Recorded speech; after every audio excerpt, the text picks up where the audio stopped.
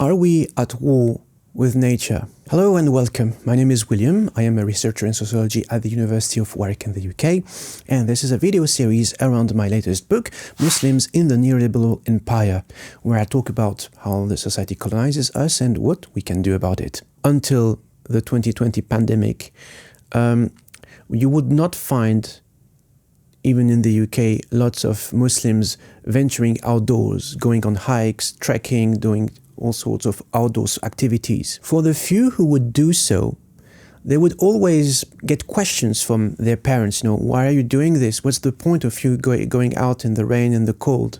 And my parents are exactly the same, even though my mom, like many other parents from South Asian descent, she worked in the fields. She was harvesting potatoes because she used to live in a farm. She knows many different species of plants, trees, animals, but still, when I was going on hikes, she would question, why am I leaving the comfort of our home? And this is because I think for many parents, grandparents and elders, the outdoors were a place for work. It was just purely practical.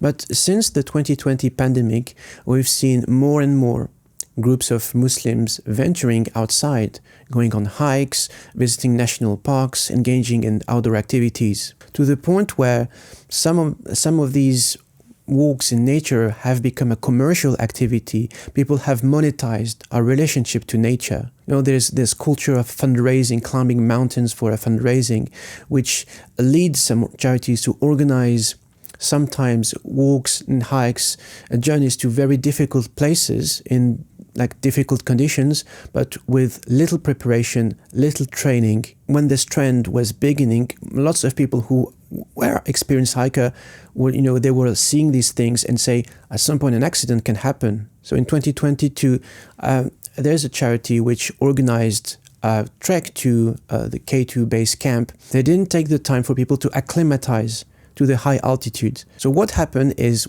two people fell very unwell and had to end up on IV drip. And even though these charities claim to be Muslim or humanitarian, they use the same belligerent vocabulary, meaning a vocabulary of war, that we need to conquer the Kilimanjaro, we need to conquer X and Y and Z summit. This is the way colonizers have always seen nature, and not only colonizers but also people in the industrial era, where we had this idea that the earth is an unlimited amount of resources that we can plunder without any consequences. But this vocabulary goes deeper because it suggests that there is a hierarchy, that we humans are at the top, we dominate everything, and we are better than the plants and the animals, and actually nature gets in the way of our destiny. But the problem is, humans forget that, we too are nature. We are part of the ecosystem. But this is, thanks to modernity as a culture of separation. We see ourselves as separate entities. So you have Islamic scholars like Dustin, Craun, who trace the roots of this kind of thinking in an inherently colonial mindset, which itself is a problem of ego. These are symptoms of humans putting themselves in the position of a god or a creator. If we examine the relationship with the prophet, or even all of the prophets, with the natural environment, and we have principles such as never cut trees in times of war. You have Muslim populations who perform du'as before cutting a tree because this is a derogation. You're not supposed to gratuitously harm the natural environment, because even though we have created now synthetic foods, we rely on synthetic body augmentations. The fact is we are still very much part of the ecosystem as much as we want to distance ourselves. We are not machines. Maybe just yet. Have you played Deus Ex or Cyberpunk 2077? There is this idea that the Prophet, peace be upon him, was sent as a mercy, not only to other humans, but also to the plants, to the rocks, to everything on earth, the whole of the creation. So how come we have embraced this very colonial idea that nature should be commercialized, nature for profit. And this is where I want to introduce one of my favorite initiatives in the UK. Founded in 2010, the Rabbani Project is a collective which is centered around, I quote, creativity, nature and spirituality. And it has produced some offshoots such as the Green Deen tribe. And if you're familiar with a book called The Green Deen by Ibrahim Abdul-Matin, this is where the term comes from. And yeah, this is a collective founded by black Muslim women. And a lot, if you look at history, a lot of the mobilization of Muslims for the protection of the environment is the doing of black Muslims. Even if you go back to the days of Nation of Islam, like their principles around food and how do we nurture ourselves, it's like very much interlinked with the natural environment. So the Green Deen tribe's goal is, I quote, reconnecting selves with nature and their purpose of tending to the earth. So the Green Deen, the book, and the tribe take inspiration from this idea of stewardship, which is found in the Quran, where the human being as a khalifa, a caliph. So literally, it has many different meanings. Like it can be like successor, but in that very context, people usually say it's like guardians, it is stewards, and that God speaks to us through nature. So if we rebuild our connection, a dialogue with the natural environment, it is building a connection and a dialogue with the divine. So one of the co-founders of the Rabbani Project, the Green Deen tribe, is Rabia Mali, who is a trained herbalist, trained in modern herbalism and Islamic herbalism. I always remember when there was only like 5, 6, 7 people attending her workshops, and at this Green Deen iftar, 300 people at least came and sat and had an iftar without meat, without plastic, and without food waste. And actually, there is a sister who talked about how instead of using disposable tissues, she started to use cotton handkerchiefs. And this is how I got convinced. And I thought, yeah, it's a wonderful idea. It's actually really, really absorbent. Like you won't believe it. It's so useful. You should always have one with you. So there's a lesson in that change doesn't have to be really big to happen. It can start small. It can start at home. It can start within a family, within a couple. And, with small steps, eventually when they add up, it creates big and wonderful things. So this is something they've been doing without any funding, without any institutional support or support from big charities or whatever. It is a community that has been growing organically for years and years at a very, very slow pace. But seeing these 300 plus people attending to the Green Iftar, it showed that, even if you don't have money, if you don't have resources, if you're not famous on social media, if you do something you believe in, you will find with time people who believe in the same thing. And this is how movements grow, because these people are not linked by, any kind of branding exercise, any kind of money. They don't expect any benefits, any profit from it. They just are here because they believe in the cause. They believe in the people who have initiated this project. And this is how the most powerful and sustaining movements are created. That the Green Deen tribe plays a very important role in our current landscape, because most organizations that deal with the protection of the environment are usually very secular, and they're not very friendly towards people who, like Muslims, do not necessarily consume alcohol and who are part of very diverse ethnic and cultural communities. There is no sensitivity, it's a very white, middle-class dominated spaces. While, something in terms back to sociology, what I've noticed is Muslim environmentalist movements are very much working class. It's not like rich and famous Muslims who campaign for these kind of things. It's like ordinary people. Decolonization has disconnected people from their from their lands. Not only the homelands, but lots of people are born in the UK, but there is no relationship that has been built between the natural environment of the British Isles and British Muslims. And she says, I quote, "How many plants do you know? None. How much of the land have you actually explored? Do you feel safe? Do you feel held?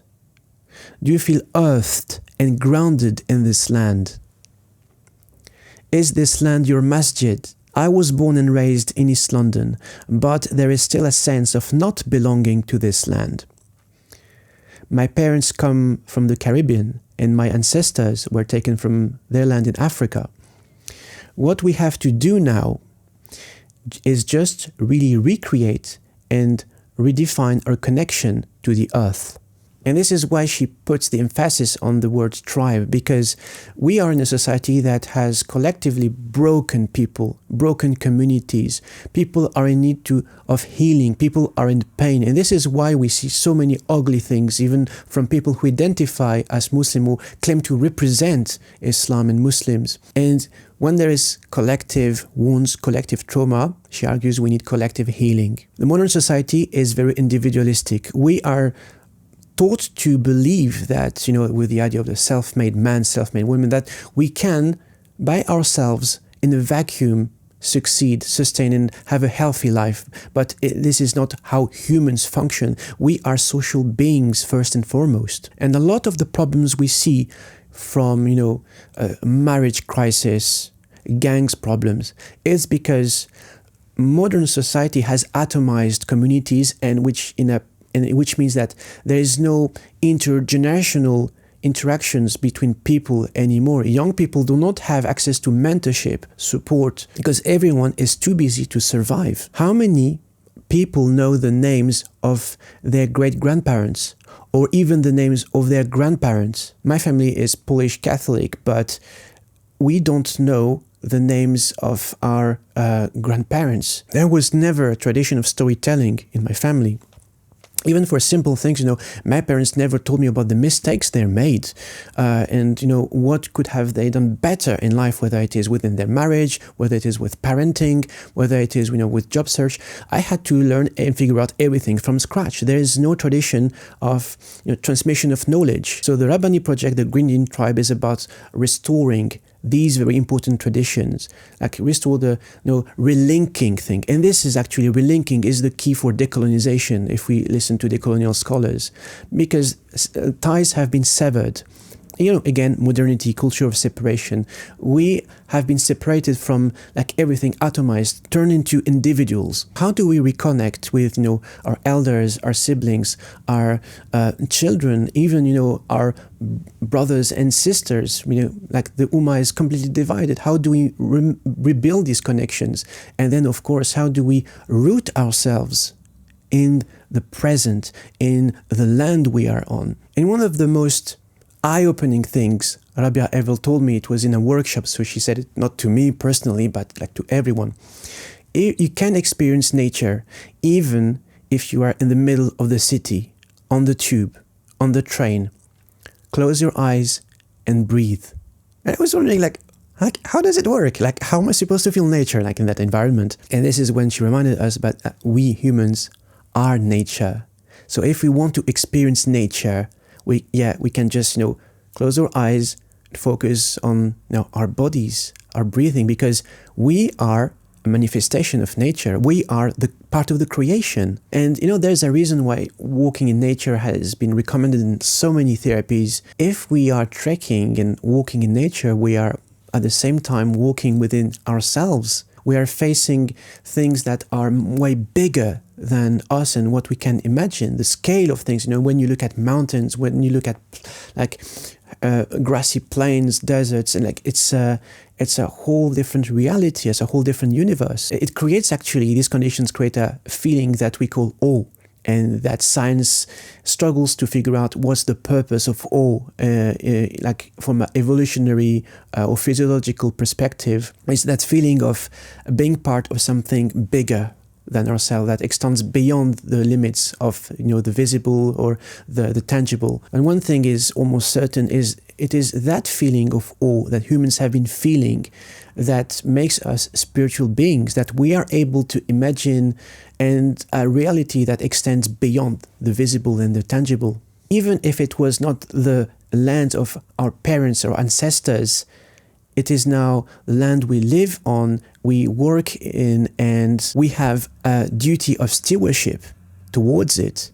We have a duty of stewardship to everything around us. So how do we ground ourselves? accomplish our duty of stewardship? That's the question. If you want to pursue further conversations around these topics, I encourage you to join my newsletter, where I'll be updating you about face-to-face events, whether it is in the UK, France, or the US, but also online events. We'll be sharing bits of my work, and we'll be able to have conversation, much interactive than YouTube, obviously. So thank you very much for watching. I hope it was useful, and as always, take care of yourselves and each other.